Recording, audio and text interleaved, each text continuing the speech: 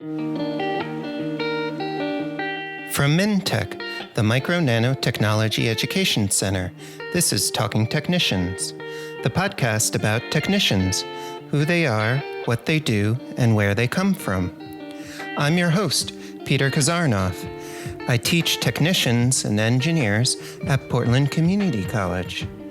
In each episode, you'll meet a working technician and hear their story. That means real interviews with real technicians about real jobs. At the end of each episode, you'll hear actions you can take if you want to be a technician too. In this episode, you'll meet Teddy. Teddy works at Tokyo Electron in Schenectady, New York. Teddy, welcome to Talking Technicians. Hi, Peter. Thanks for having me. Absolutely. Thanks so much for being here. So tell me a little bit about yourself. Where do you live and how long have you been there for? So right now I am living in Schenectady, New York, which is, I guess you could call it a suburb of Albany, New York. And I've been here since about 2 years now, a year and a half. Yeah. Where'd you move from?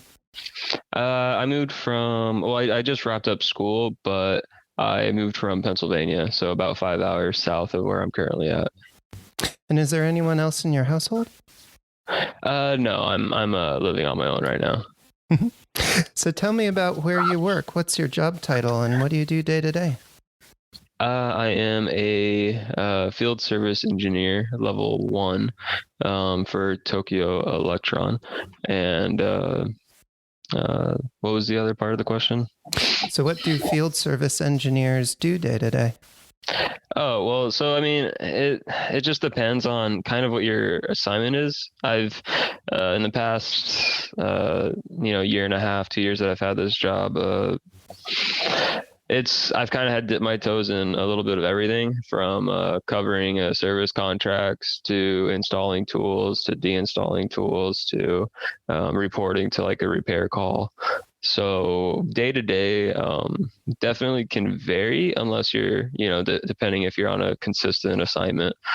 But for the most part, it can range from clearing an alarm on a tool where you have to understand what's going on and you make sure things are okay, or maybe you have to tweak a gauge, to maybe something more complex, like something's broken and you need to recover it or troubleshoot it. And that could vary from something from gases to a mechanical problem. So there's quite a bit. And when you say tool, some people might think of hammers and screwdrivers. What do you mean by maintaining tools? So when I use the phrase tools, I'm referring to essentially a big machine that is like in the mind of like these productions for semiconductors, is a tool or a step in the overall process of the production. And so you can categorize these steps as tools, but it's essentially like a big machine, very complex with a lot of safety designs, a lot of technical designs, and very technical. When you go into work, does the sign on the door say Tokyo Electron? Oh, no. So can you explain that a little bit? Yeah, so it's actually kind of interesting. So, COVID probably played a little bit of a role in the past year, but my supervisor, my current supervisor, I only met him once face to face so far, and all other contact is phone calls or emails, and so in a way that's kind of nice that I've been given that trust, but.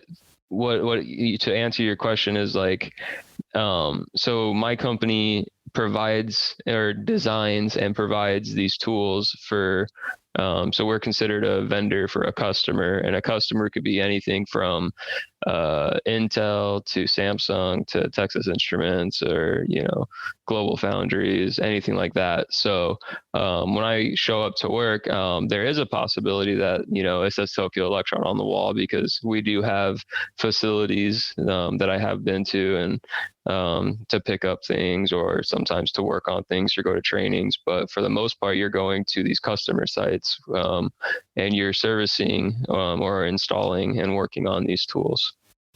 Have you gone to a lot of different customer sites, or do you mainly go to one? I have been going to a lot. So initially, when I first got in, I actually didn't walk in as a direct hire with Tokyo Electron. I walked in as a contractor. And the contract that they hired me for, I was assigned to just one location, and there happened to be tool installs going on there, and I helped out that group or that team that was installing the tools, and they had a position available, so I applied for it, and they picked me up full time. And then that's when I started to travel and install tools. So I have been to upwards of 5+ sites in the past year, all over the East Coast. So it sounds like your job involves quite a bit of travel. This one does, yes. But there are other jobs or assignments where you don't need to travel. But what's your work schedule like? How many days a week do you work, and what kind of hours? Well, once again, it depends. If it's free for you to figure out, for our group, because we do travel, I mean, you're on the job and you're working. So a lot of us try to work 6 days a week, when we're able to, and which is good because we're not paid salary, we're paid hourly. So that's a benefit, because you're able to benefit from overtime. But like I said, that's if that's kind of the assignment that you get put into or volunteer for, then that's what you can expect. There's other contracts or assignments that only require 40 hours a week, or you might be on a shift where you're working 3 12s a week and then 4 12s a week alternating, and it kind of just depends. I worked that for a little bit when I was helping train some new hires who were covering contract out in Minnesota. About how much can a starting technician at Tokyo Electron expect to make? So if you're not working overtime, and you're working 40 hours a week, you could expect to make anywhere from 45 to 55, upwards of 60. And that's not including if there's any possibilities of bonuses. And are there opportunities for growth? Definitely. There's always movement happening. And when movement happens, people move on to other positions, or get promoted themselves, and you're able to fulfill their shoes or whatnot.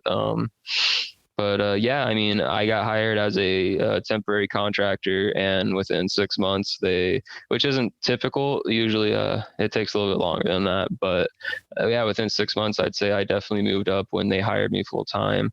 And yeah, then there's other possibilities in the future to keep going, along with my company helps support with furthering education. If you're interested in that, they can help compensate for that. What kind of things do you have to do as an employee to be able to move up? I wish I could really say. I mean, I feel like for me, when they were hired, because the position I initially got hired for, like even the the wanted, whatever it's called, I can't think of the technical term. The wanted ad, it basically said no experience required. Just someone who with technical knowledge, or someone who has somewhat smart, basically. Was what they're looking for. And they took a chance on me, and they quickly realized that the spot I was in was underutilizing my abilities, and they wanted to put me in a position where they could utilize me more, and I could help them make money as they help me make money. That's great. I'm glad you got to move up. So, how did you become a technician? What was your work experience and your educational experience before you started at Tokyo Electron? Yes. So um, my work experience was quite limited. I only really delivered food out during high school and during college, and then I also worked at Panda Express as a chef during college, just to make ends meet. And then when I finished my 2-year degree, I had a 2-year degree from Brigham Young University, Idaho, and it was a associates in science and electrical and computer engineering. And then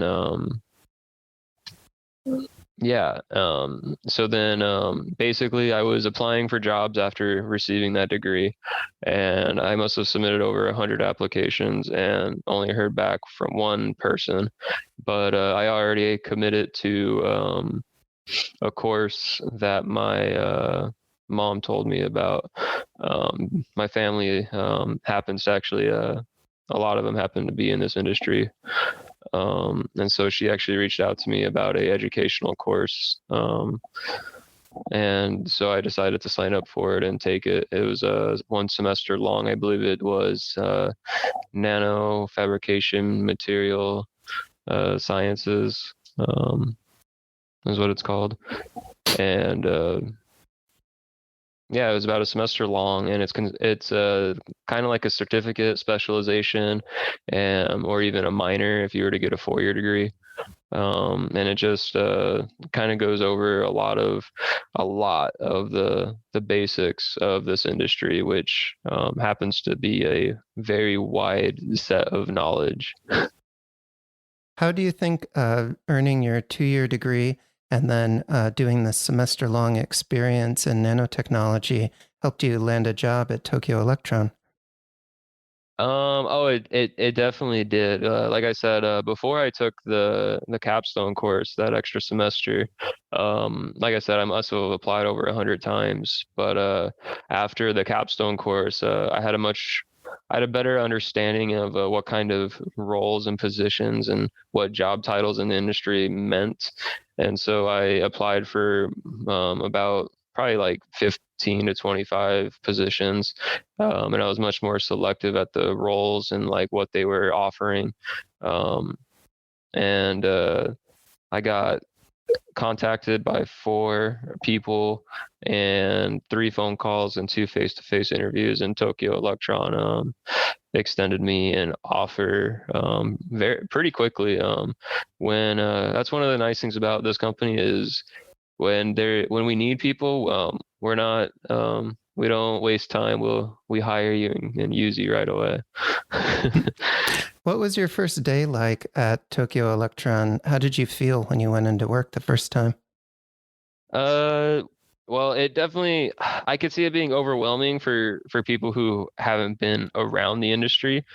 um Luckily that capstone course kind of gave a better idea of like what a fab is or a fabrication site is, for these integrated circuits, and what a clean room is. But yeah, it's um, the first day, the site was very big. The production floor was very large, and just a lot going on. There's a lot going on. It could be overwhelming, but at the end of the day, you have a very specific job, so like you just worry about what you need to do. What was something unexpected about being a technician that you only learned after you started working? Um, hmm, that's true. What Something that was unexpected? That I would use a lot of like knowledge that I learned as a kid. What do you mean by My that? so my grandfather and just aunts and uncles have all kind of worked in this industry as well. My grandfather worked on a tool set known as implant for a while. Um, I think almost close to 20 years.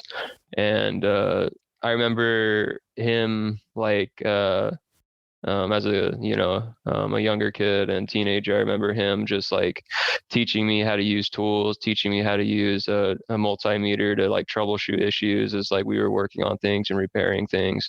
And I remember actually going to training in class, and it was really interesting how like it clicked to me that he basically taught me the standards as a kid that the industry uses. So like to use proper, tools for the job, and to just make sure things are properly used and what to look out for. And so that was kind of unexpected. It was very basic knowledge on like just how to use tools is very, very critical, because you're working on very technical and expensive equipment. So like even just the very basics they will train you on to make sure that you're not going to strip a screw, because that could end up delaying a process, which could cost the company a lot of money. Not Tokyo Electron, but the customer a lot of money. What advice would you give current students or people that want to transition careers and work in the semiconductor industry as a technician like you?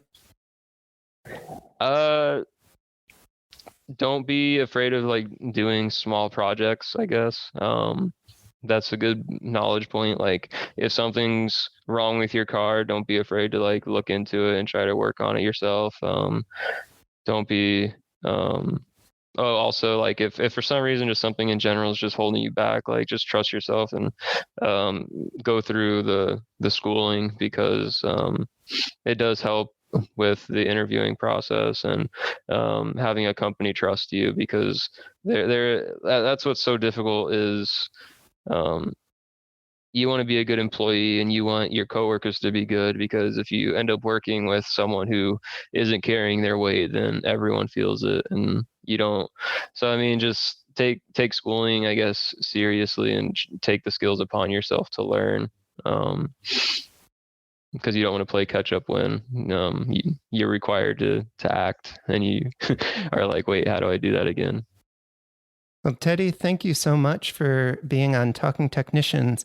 I really enjoyed hearing about the work you do and how you got there. So please keep in touch. No problem. Bye now. Bye. Talking Technicians is produced by MNT-EC, the Micro Nano Technology Education Center, through financial support from the National Science Foundation's Advanced Technological Education Grant Program. Opinions expressed on this podcast do not necessarily represent those of the National Science Foundation. Join the conversation. If you are a working technician or know someone who is, reach out to us at info@talkingtechnicians.org. We're always looking out for great guests to share more stories with you.